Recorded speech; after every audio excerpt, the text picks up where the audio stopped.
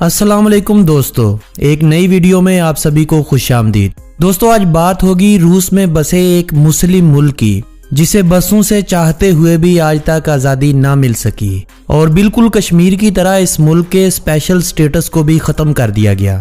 यानी आज की इस वीडियो में हम बात करेंगे तातारिस्तान की। आज अगर आप दुनिया के किसी भी दूसरे मुल्क का सफ़र करते हैं और आपने पासपोर्ट बनवा रखा है तो आप देखेंगे कि आपके पासपोर्ट पर कंट्री का नाम भी पाकिस्तान होगा और आपकी नेशनैलिटी भी पाकिस्तान ही होगी।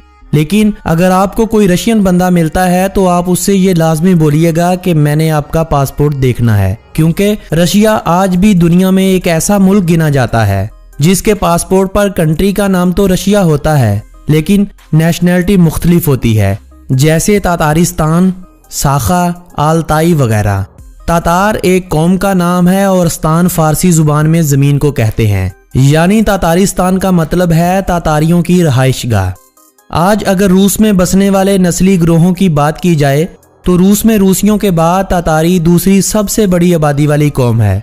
दुनिया में इस वक्त लगभग 70 लाख से ज़ायद तातारी लोग बसते हैं। ये तातारी लोग सिर्फ रूस में ही नहीं बल्कि वस्त एशियाई ममालिक के अलावा Afghanistan, Japan, China, Poland, Canada और अमेरिका तक बसे हुए हैं। लेकिन इन 70 लाख लोगों में से 55 लाख तातारी लोग सिर्फ रूस में बसते हैं। दरियाए वोल्गा और दरियाए कामा के दरमियान बसे इस इस्लामी मुल्क तातारिस्तान के बारे में मजीद जानने से कबल नए आने वाले दोस्तों से मैं गुजारिश करूंगा कि अगर आपने अभी तक YouTube पर मौजूद मेरे चैनल जानी टीवी को सब्सक्राइब नहीं किया तो जल्दी से इस चैनल को सब्सक्राइब कर लें ताकि सैरो सयाहत और मालूमात से भरपूर कोई भी वीडियो आप लोग मिस ना कर सकें। दोस्तों, तातारिस्तान एक आज़ाद मुल्क तो नहीं है, लेकिन ये मुल्क दूसरे ममालिक से अपने ताल्लुकात बनाने के लिए आज़ादाना फैसला करने की सलाहियत भी रखता है।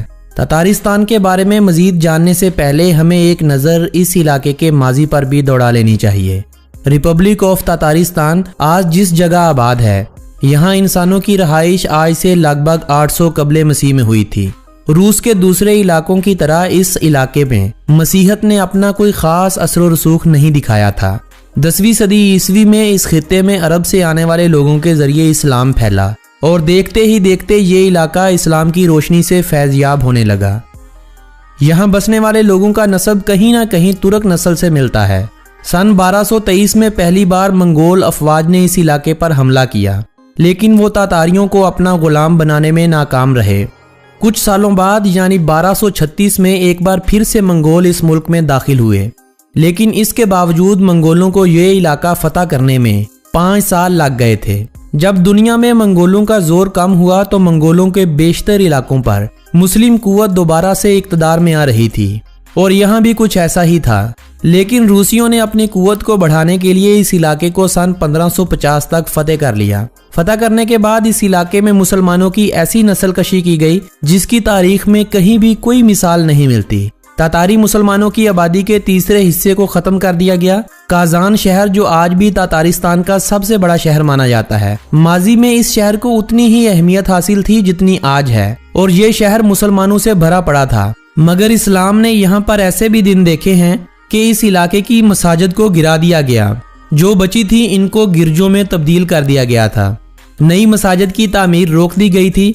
ज़ारे रूस ने मुसलमानों के हिलाल के निशान को गिरजाघरों में या तो सलीब के नीचे लगाने का हुक्म दिया या पैरों वाली जगह पर, और इसको मुसलमानों पर मसीहियों की फतह का निशान करार दिया गया। आज अगर आप रूस में जाते हैं तो आप वहां के अक्सर पुराने और बाज नए गिरजाघरों में आज भी सलीब के नीचे बने चांद को देख सकते हैं। हैरानगी की बात यह है कि इस मुल्क में रहने वाले अक्सर तातारियों को सलीब के नीचे चांद लगाने की आज तक वजह भी मालूम नहीं है, क्योंकि रूसियों ने इस इलाके की तारीख को मसख करके पेश किया है। दोस्तों, तातारिस्तान में मसाजिद बनाने पर पाबंदी 18वीं सदी तक लगी रही थी। सन 1767 में कैथराइन दोम की सरपरस्ती में यहाँ पहली बार एक नई मस्जिद की तामीर की गई थी। तातारिस्तान 1917 के इनकलाबे रूस तक रूसी सल्तनत में शामिल रहा। 1917 से 1990 तक सोवियत इत्तेहाद में एक खुद मुख्तार जमहूरिया के तौर पर शामिल रहा। 30 अगस्त 1990 को तातारिस्तान और इसके बासियों ने अपनी आज़ादी का ऐलान कर दिया, लेकिन इसके साथ ही यहाँ खाना जंगी शुरू हो गई। 1992 में वफाक से रूस से आज़ादी के लिए रेफरेंडम भी करवाया गया, जिसमें 62% लोगों ने आज़ादी के हक में वोट दिया था। 15 फरवरी 1994 में तातारिस्तान की हुकूमत और रूसी वफाकी हुकूमत के दरमियान एक मुआहदे पर दस्तखत हुए, जिसकी रूह से तातारिस्तान दूसरे मुल्कों के साथ इक्तसादी ताल्लुकात कायम कर सकता था। ये मुआहदा वफाके रूस की तरफ से तातारिस्तान की आज़ादी को आर्जी तौर पर मानने के मुतरादिफ था, क्योंकि इस मुआहदे में तातारिस्तान के इक़्तिदार आला को तस्लीम किया गया है। दोस्तों, ये तो था तातारिस्तान का माजी। अब बात करते हैं कि आखिर रूस इस इलाके के लोगों को इनकी ख्वाहिशात के बावजूद आज़ादी क्यों नहीं देता। तो इसकी एक सबसे बड़ी वजह है कि तातारिस्तान आज भी वफाके रूस के अमीर तरीन इलाकों में से एक माना जाता है। इस इलाके में तेल की बहुतात है। 60 की दहाई में ये इलाका रूस में सबसे ज्यादा तेल पैदा करने वाला इलाका माना जाता था।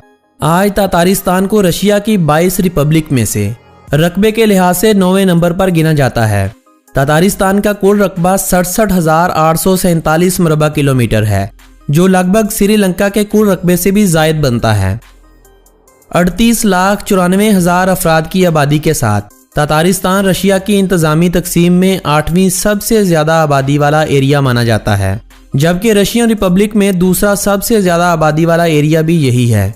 अपनी आबादी के हवाले से अगर आलमी दुनिया में देखा जाए तो तातारिस्तान की आबादी लगभग जॉर्जिया जितनी बनती है। काजान शहर को तातारिस्तान का पाया तख्त माना जाता है।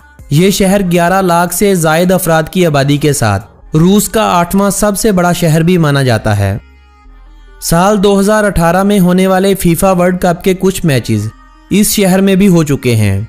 ये शहर दरियाए वोल्गा और दरियाए काजंका के संगम पर बसा हुआ है। इस शहर का मरकज काजान क्रेमलिन यूनेस्को की जानब से आलमी विरसा करार दिया गया है। 16वीं सदी में जब रूसियों ने तातारिस्तान पर कब्जा किया था तो उनमें से एक बदकिस्मत शहर काजान भी था, जिसने अपनी गोद में बेशुमार उन मुसलमानों का खून महफूज रखा है जो आज़ादी की खातर या इस्लाम की बका की खातर शहीद हुए थे।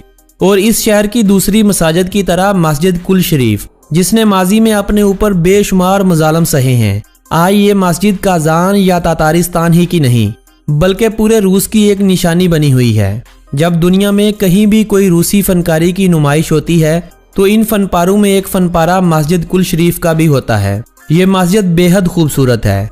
ये मस्जिद सिर्फ रूस ही की नहीं बल्कि पूरे यूरोप की सबसे बड़ी मस्जिद मानी जाती है। इसका इफ्तिताह साल 2005 में किया गया था। सफ़ेद रंग और नीले गुंबदों की हामिल ये खूबसूरत मस्जिद, जिसे देखे आंखें नहीं थकती, यूरोपी और उस्मानी तर्ज का नक्श देती है। इस मस्जिद को बनाने में जिन ममालिक ने सबसे ज्यादा फंड्स दिए उनमें एक बड़ा नाम सऊदी अरेबिया और अरब अमारात का आता है। चूंकि तातारिस्तान रूस के उस इलाके में आता है जहां से यूरोप की हदूद का आगाज हो चुका होता है, तो रूस में इस इलाके को खासकर काजान शहर को द गेट ऑफ यूरोप के नाम से भी जाना जाता है। तातारिस्तान मॉस्को शहर से लगभग 800 किलोमीटर दूर मशरकी यूरोप के मैदानी इलाकों में बसा एक मुस्लिम अक्सरियत वाला ऐसा इलाका है जहां की 53% आबादी मुसलमान है और इस्लाम में यहां सबसे ज्यादा सुन्नी मुस्लिम बसते हैं। बाकी आबादी में 39% रूसी हैं। रूसियों की तादाद लगभग 10 लाख के करीब है। ज्यादातर रूसी ऑर्थोडॉक्स मसीही हैं, जबकि कुछ रूसी इस्लाम के मानने वाले भी यहां पर बसते हैं।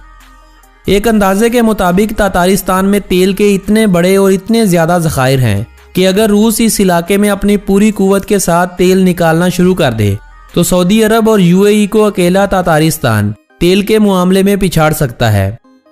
अगर आप तातारिस्तान जाते हैं तो आपको इस इलाकों में बड़ी बड़ी पाइपलाइनें नजर आएंगी। ये बड़ी बड़ी पाइपलाइनें रशियन अदारों की तरफ से बिछाई गई हैं, जो रूस के मगरबी इलाकों और मशरकी यूरोप के ममालिक को तेल और गैस की एक्सपोर्ट के काम आती हैं। तातारिस्तान में सिर्फ तेल के ही नहीं, गैस और जिप्सम के बेशुमार ज़खायर मौजूद हैं, जिनसे रूसी हुकूमत फ़ायदा उठा रही है।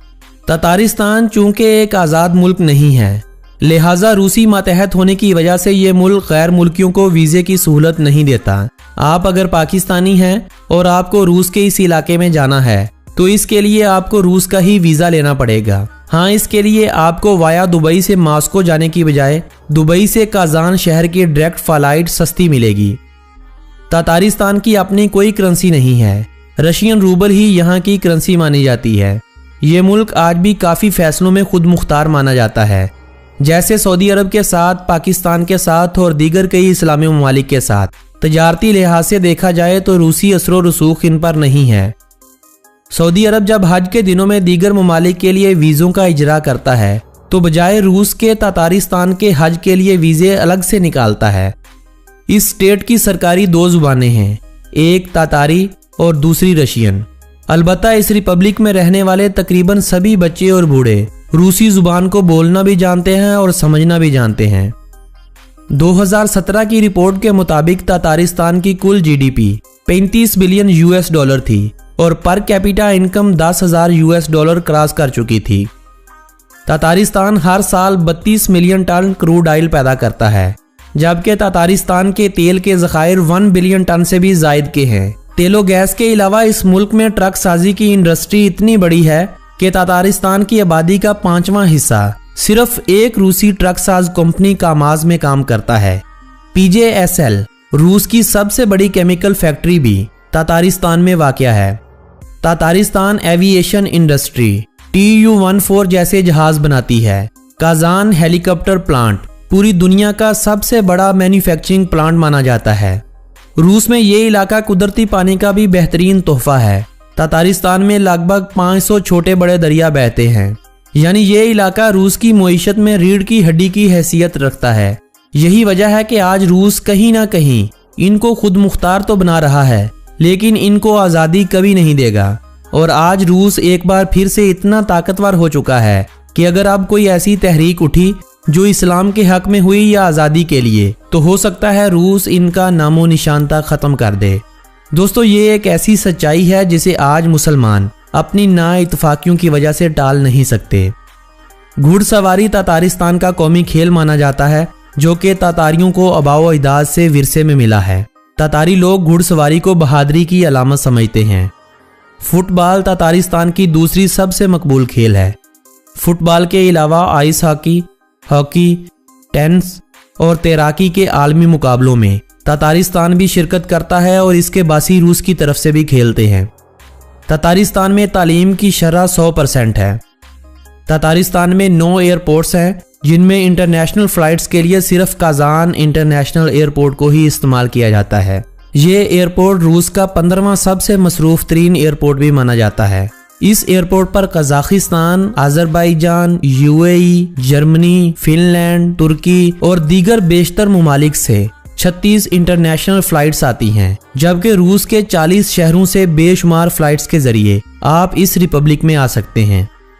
इस इलाके में लगभग 900 किलोमीटर तक रेल का जाल बिछाया जा चुका है। रेल का सफ़र रशिया में सबसे बेहतरीन सफ़र माना जाता है। सिर्फ काजान शहर में रेलवे के 19 स्टेशन हैं। इसके अलावा आप बाय बस और बाय शिप रशिया के दूसरे इलाकों से तातारिस्तान में दाखिल हो सकते हैं। रुस्तम मिनीखानोव तातारिस्तान के दूसरे सदर हैं, जबकि एलेक्सी प्यूशन तातारिस्तान के प्राइम मिनिस्टर हैं। सियाहत के हवाले से अगर इस मुल्क के मौसम को देखा जाए तो सर्दियों में यहाँ औसतन दर्जा हरारत -18 डिग्री सेंटीग्रेड होता है। जून, जुलाई और अगस्त विजिट के लिए सबसे बेहतरीन महीने माने जाते हैं। दोस्तों, 16वीं सदी में जब रूसी मंगोलों के टूटने के बाद इन मुस्लिम इलाकों पर काबज होने लगे तो काजान की मलका सोइम्बिका ने रूसी जार की अतात करने से इनकार कर दिया था। जार या जारा का लफ्ज दरअसल रूसियों की जुबान में बादशाह के लिए इस्तेमाल होता है। तातारिस्तान के शहर काजान में कायम सोइम्बिका टावर, जिसे आज खान मॉस्क भी कहा जाता है, दरअसल इसी मलका से रूसी जारा की मोहब्बत की निशानी मानी जाती है। हुआ कुछ यूं था कि जब सोइम्बिका ने रूसी बादशाह की अतात करने से इनकार किया था तो बादशाह ने शहर में मुसलमानों के खून की नदियां बहा डाली थीं। मलका मुसलमान थी। मलका ने बादशाह को ये ऑफर की थी कि अगर तुम 7 रोज के अंदर अंदर एक बुलंद मीनार तामीर कर पाए तो मैं तुमसे शादी करूंगी। ज़ारे रूस ने यह काम 7 दिनों में कर दिखाया। मलका मीनार देखने के लिए जब इसकी बुलंदी पर गई तो उसने वहां से छलांग लगाकर अपनी जान जाने आफरीन के सुपुर्द कर दी। मलका के मरने के बाद 58 मीटर ऊंचे इस टावर का नाम मलका के नाम पर सोइम्बिका टावर रख दिया गया। शुरू में इस मीनार पर एक स्टार बना होता था, लेकिन आज इसके टॉप पर हिलाल का निशान बना हुआ है। दोस्तों, तातारिस्तान पाकिस्तान से वक्त के लिहाज से 2 घंटे जबकि इंडिया से 2.5 घंटे पीछे है। तातारिस्तान के शहरियों की औसतन उम्र 72 साल है। एक इस्लामी मुल्क होने की वजह से आपको तातारिस्तान में हलाल खाना आसानी से मिल जाएगा। ब्रेड, कुलचे, सूप, हर चीज़ इस इलाके से आपको आसानी से मिलेगी। बस एक ख्याल कीजिए कि अगर आप वहां जाते हैं तो ये लाजमी मालूम कीजिएगा कि गोश्त में बीफ है या हॉर्स मीट, क्योंकि तातारिस्तान और इससे मुल्हिका आज़ादाना और मकबूजा ममालिक में ज़्यादातर लोग घोड़े का गोश्त खाते हैं और इनका ही दूध पिया जाता है, जबकि पाकिस्तान और भारत के अलावा मशरक़े वुस्ता में रहने वाले मुसलमान घोड़े के गोश्त और दूध को इस्तेमाल करना मुनासिब नहीं समझते। तातारिस्तान की 75% आबादी शहरों में जबकि 25% देहातों में रहती है। तातारिस्तान में सेहत का सरकारी निज़ाम बहुत ज़बरदस्त है और शहरियों के लिए तकरीबन बुनियादी सहूलियात मुफ्त हैं। मुल्क में लगभग 300 के करीब हस्पताल मौजूद हैं। दोस्तों, तातारिस्तान के बारे में अभी ढेरों ऐसी बातें हैं जो मैंने आपके साथ इस वीडियो में शेयर नहीं की। ऐसी हकीकी कहानियां हैं जो मैं आपको सुनाऊं तो आपको रोना आ जाएगा। आपको जब कश्मीर के मुजालिम दिखाए जाते हैं तो आपका दिल खून के आंसू रोता है। बर्मा में मुसलमानों के हालात दिखाए जाते हैं तो आपको बर्मावियों के लिए दिल में खुद ब खुद नफरत पैदा होती है। अगर मैं आपको तातारिस्तान के माजी के बारे में बतलाऊं तो आपको रूसियों से नफरत होने लगेगी। लेकिन आज तातारिस्तान के लोग खुश हैं। आज़ाद तो नहीं, लेकिन आज़ादाना ज़रूर है। मेरी कोशिश होगी कि आपको आने वाले वक्त में इस मुल्क के बारे में जितना ज़्यादा हो सके आगाही दूं। लिहाजा आज की इस वीडियो में बस इतना ही। अगर आपको ये वीडियो अच्छी लगी हो तो इसे अपने अजीज़ों अकारब के साथ व्हाट्सएप और फेसबुक ग्रुप्स में लाजमी शेयर कीजिएगा। वीडियो को लाइक कीजिएगा। अगली वीडियो कौन से मुल्क पर बनाई जाए इस बारे में भी कमेंट कीजिएगा। आपसे मुलाकात होगी बहुत जल्द एक नए मुल्क की वीडियो के साथ। तब तक के लिए अपने दोस्त मोहम्मद नबील को इजाज़त दीजिएगा। अल्लाह निगहबान।